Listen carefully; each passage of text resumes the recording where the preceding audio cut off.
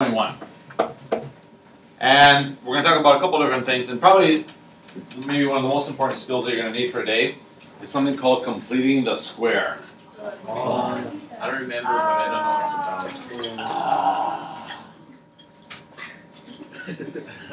about. Broccoli. First thing we're going to do, just so you have an idea of how this stuff will work, is talk about the degree of a polynomial. Poly meaning many, nomial meaning a thing with a bunch of terms. So a polynomial is something that has a lot of terms in it. And so as I look at something, if I'm trying to find the degree, it's whatever the highest power is. So when you see the phrase degree, this is just talking about highest power. So I look in this first one here, number 1a, and I look for the highest power, and the highest power is 4. In part B, the highest power is 6. Done.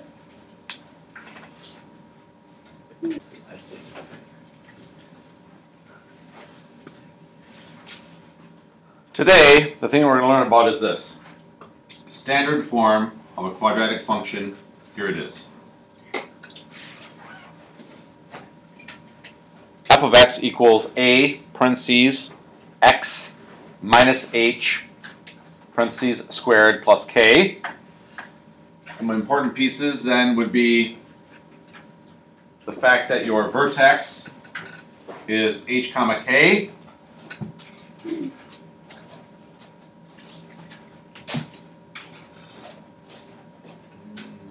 Actually, that's the most important thing for right now. I'll talk about the rest in the context of a problem. Let's look at some problems. So in our class, we've talked about transformations.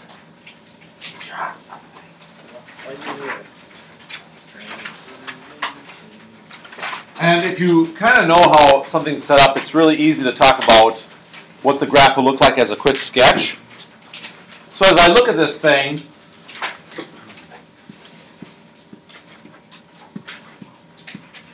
what I notice is that this parabola, first of all, is opening up. The 2 in front indicates to me that it opens up. I know that from my numbers that I see here and here, that my vertex has been shifted to 2, 1.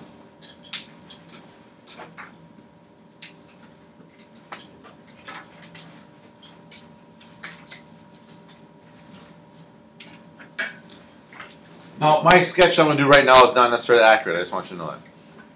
It's opening up. There's my vertex. That would be considered a critical point, because it tells me where my vertex is. If I look for an intercept, is this thing ever going to cross the x-axis? No! It's opening up. The x-axis is below it. But it might cross the y-axis. So to find out where it crosses the y-axis, all y-intercepts have the form of 0, comma, and then some number. So all I have to do is plug in a 0 for the x and see what happens. So let's go back to our equation. I look over here, and I put a 0 in here for x. 0 minus 2 is negative 2. Negative 2 squared is positive 4.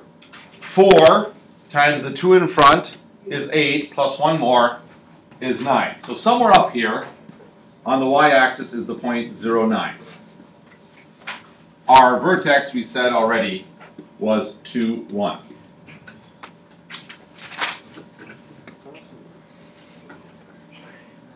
Okay, the next thing we're going to talk about is the axis of symmetry. The axis of symmetry is different than the axis of evil. That part was funny. Thanks, Joe. No funny, right? I didn't understand what you said. What did you just say? The axis of symmetry is where you can fold the parabola in half and have it match up. So That would be right here. Y equals X equals 2. So I'm going to abbreviate with AOS for axis of symmetry. Notice how it's a vertical dashed line. X equals 2. It's where I can fold my parabola in half and have it match up. Well, back up here, which we didn't write down, of course, was this vertex. Equals 2. Okay, let's try another one. Mumbo jumbo, next page. Or next problem. Notice how this this problem doesn't look the same as the other one. Taylor, what's different?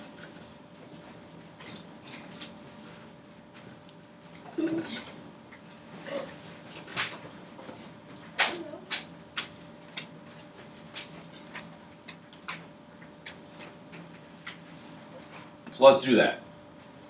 To put something in standard form, you have to do something called completing the square. This is how it works. First of all, when you're completing the square, you will write down the function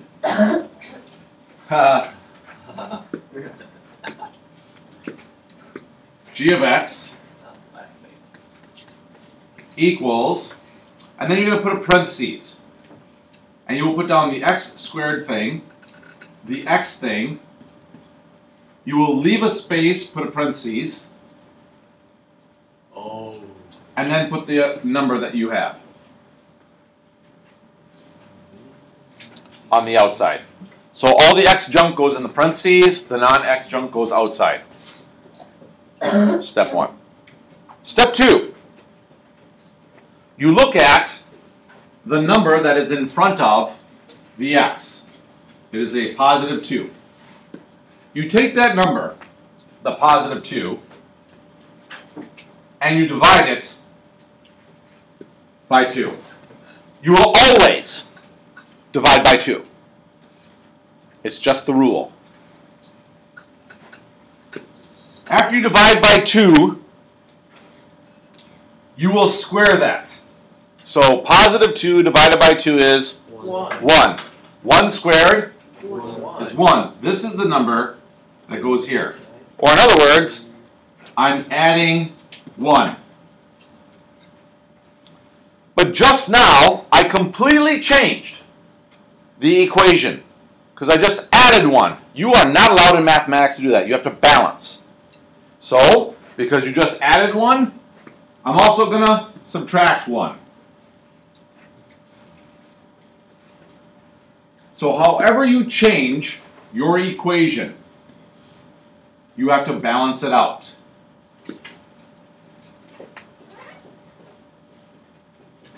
Now the reason they call it completing the square is because the trinomial that you see inside of the parentheses, the 3-term thing, is really a perfect square. It means that you have a binomial, a 2-term thing, being squared. What do I mean by that? What I mean is that I have the following. I really have g of x equals parentheses squared plus 1. This is in standard form now. So the thing that comes first is the square root of the first thing. What was the first thing? What was the first thing? X squared. What's the square root of x squared? X. The last thing in the parentheses is the square root of the last thing. So the square root of 1 is 1. Do you see any negatives in the original parentheses? No. Then there can't be any negatives down in this one. So it's a plus 1. Where did the 2x go? Now we're supposed to find the vertex, intercepts, and axis of symmetry.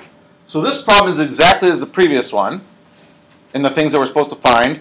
And the reason we changed it into standard form is so we could see these things. So let me show you again how we find this. First of all, the vertex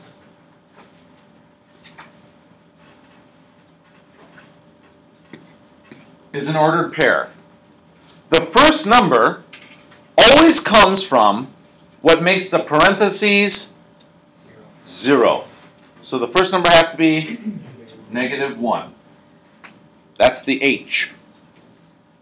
The second number is always what's on the outside of the parentheses, so that's just 1. That's it. So my vertex is at -1, 1.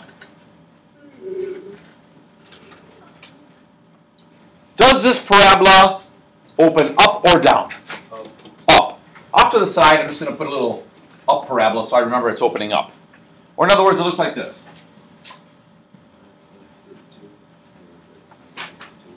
The reason I want to know that is, I want to know, did it cross the x-axis anywhere?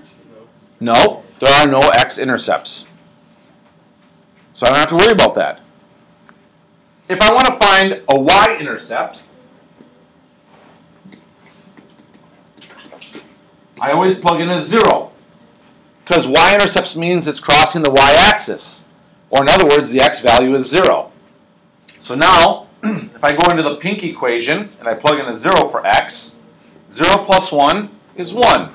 1 squared is 1. Plus 1 more, 2. I know that this location is 0, 2.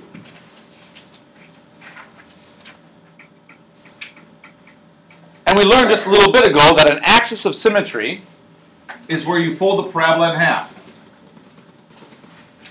So my axis of symmetry is x equals -1.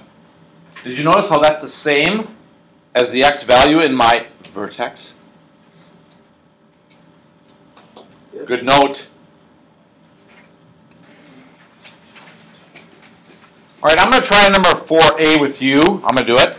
And then after we get done with that one, I'm going to have you do number 5. And then I'll come back to number 4b. All right? What's different about 4a compared to the other two? Anna? Opens down. How'd you know that? Negative in front of the x squared. So already in A, there's something a little bit different. I'm going to put next to it just so I